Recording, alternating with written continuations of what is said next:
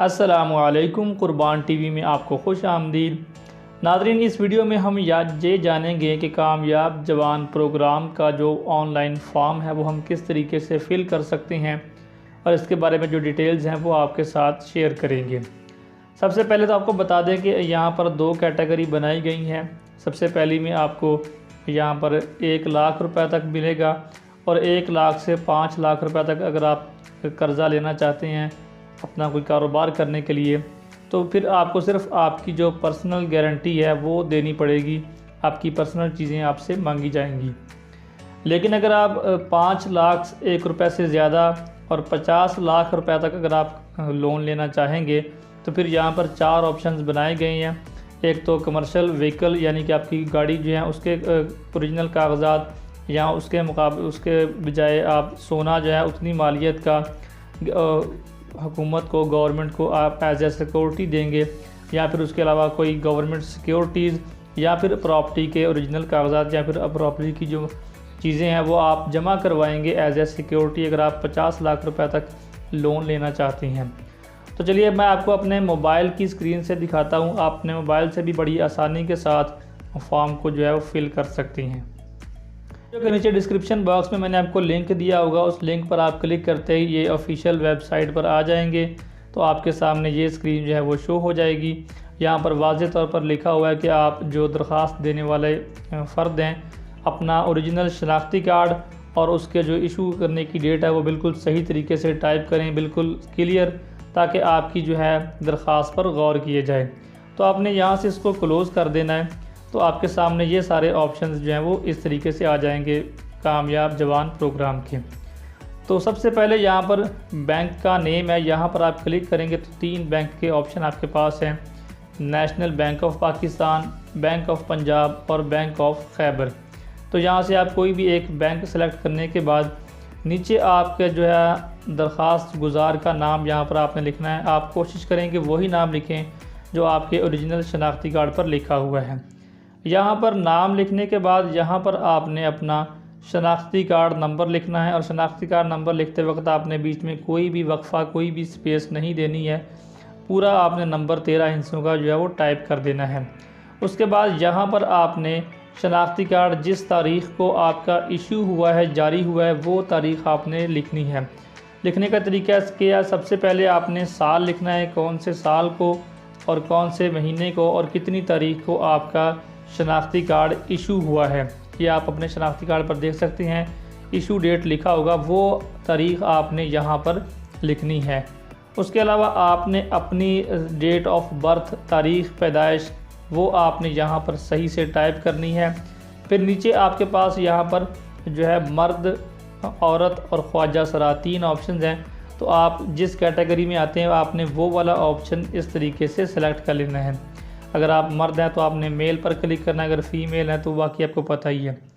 उसके अलावा आप जो भी बंदा दरख्वास्त दे रहा है, जो भी फ़र्द दरख्वास्त जमा करवाना चाहता है, उनके शौहर या फिर वालिद का नाम यहाँ पर आपने लिखना है। फिर नीचे आपने जिसका यहाँ पर नाम लिखा होगा, वालिद का या शौहर का, उसका ओरिजिनल शनाख्ती कार्ड का नंबर आपने यहाँ पर टाइप करना है और इसका भी तरीका वही है, उसमें कोई भी वक्फ़ा, कोई भी स्पेस नहीं देनी है। उसके बाद यहाँ पर आपने अपना मौजूदा एड्रेस लिखना है। अगर आपके शनाख्ती कार्ड पर ही आपका मौजूदा एड्रेस लिखा हुआ है तो आप वही वाला यहाँ पर लिख दें। अगर आप उसके अलावा किसी और एड्रेस में रहते हैं, तो जैसे कुछ किराएदार लोग होते हैं या फिर मकान चेंज भी कर लेते हैं, तो आपने अपना जो मौजूदा इस वक्त एड्रेस है वो यहाँ पर लिखना है। नीचे आपको मिलेगा कि आप इस वक्त किस तरीके से रिहाइश पजीर हैं, आपका अपना मकान है, आप अपने ख़ानदान के साथ रहते हैं या फिर आप किराएदार हैं, किराएदार के तौर पर रहते हैं। तो आपने यहाँ पर उस ऑप्शन पर गुड लगा देना है कि मैं इस वक्त किस कैटेगरी में रहता हूँ। यहाँ पर आपने लिखना है कि आपका सूबा कौन सा है।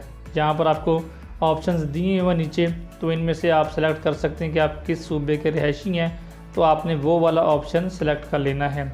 फिर नीचे आपने सूबा सेलेक्ट करने के बाद अपने ज़िले का नाम लिखना है।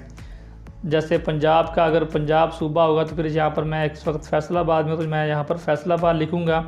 उसके बाद नीचे आपने तहसील लिखनी है कि आप कौन सी तहसील के रहायशी हैं।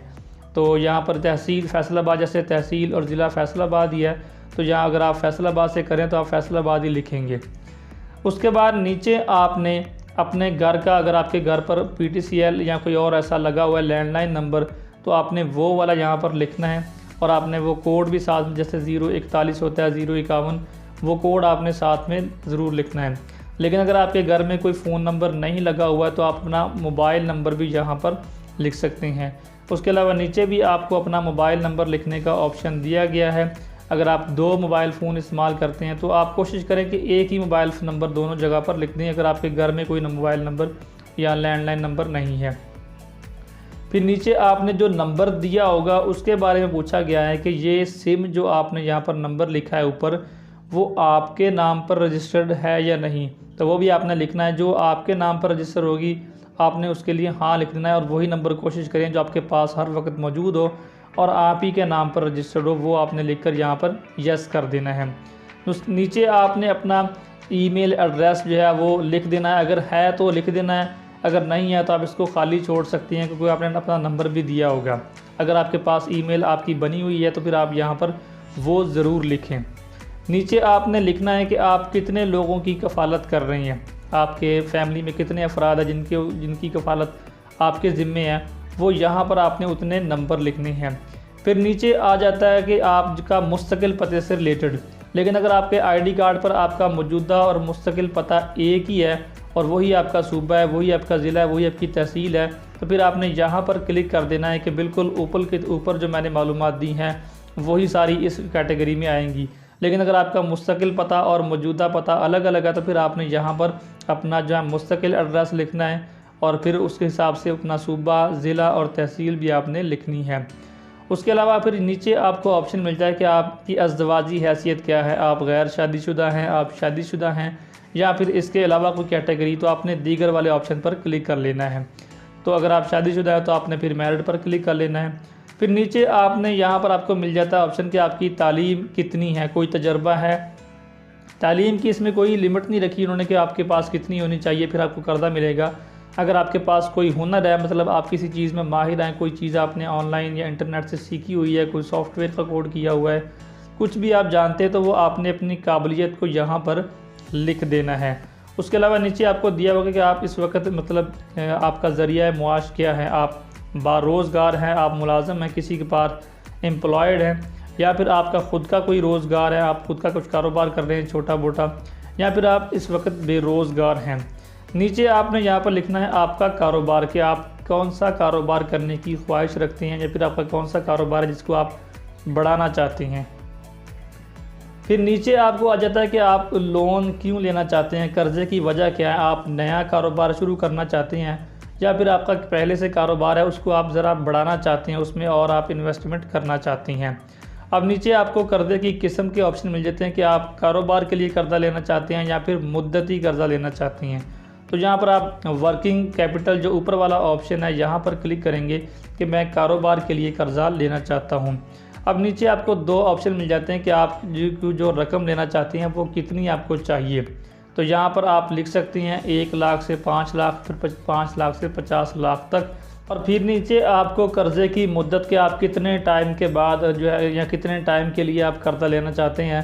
तो इस वक्त जो गवर्नमेंट की तरफ से टाइम निकाला गया है वो 8 साल का है, तो आप यहाँ पर 8 ही टाइप कर दें कि 8 साल के लिए आप लेना चाहते हैं।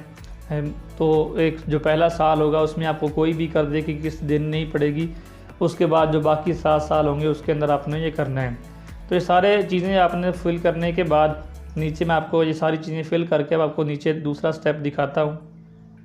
यहाँ पर मैं आपको एक बात बताना भूल गया, अगर आप फैसलाबाद ज़िला लिखेंगे तो नीचे तहसील में आपको ऑप्शन दिए जाएंगे, यहाँ से आप सेलेक्ट कर सकते हैं। मतलब फैसलाबाद से अगर आप कर रहे हैं तो आप जिस शहर से भी कर रहे होंगे उसके हिसाब से आपको नीचे उसकी जो तहसील होंगी जितनी भी, वो भी आपको ऑप्शन जहाँ पर मिल जाएंगे, आप उनमें से सिलेक्ट कर सकते हैं कि आप किस तहसील के रिहायशी हैं।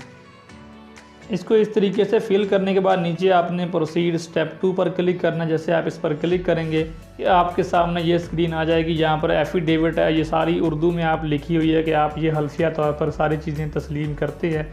तो आपने इसको मतलब इसको पढ़ने के बाद ही आपने नीचे जाना है और नीचे आपने इसको क्लिक करना है। जैसे ही आप यहाँ पर एग्री पर क्लिक करके यहाँ सबमिट करेंगे तो आपकी दरख्वास्त जमा हो जाएगी लेकिन इसको एग्री करने से पहले आपने अच्छे तरीके से इसको पूरा जो है वो आपने पढ़ लेना है कि इसमें उर्दू में सारा कुछ लिखा हुआ है। ये सब कुछ आप इकरार कर रहे हैं यहाँ पर इनके सामने कि ये चीज़ें आपने गौर से पढ़ लेनी है। उसके बाद आपने यहाँ पर क्लिक करके इसको सबमिट कर देना है। तो आपके मोबाइल नंबर पर जो जीमेल एड्रेस अगर आपने दिया हुआ तो वहाँ पर भी आपको एक नोटिफिकेशन आ जाएगा कि आपकी दरख्वास्त जमा हो चुकी है और 15 से 30 दिन के अंदर आपको जवाब आ जाएगा।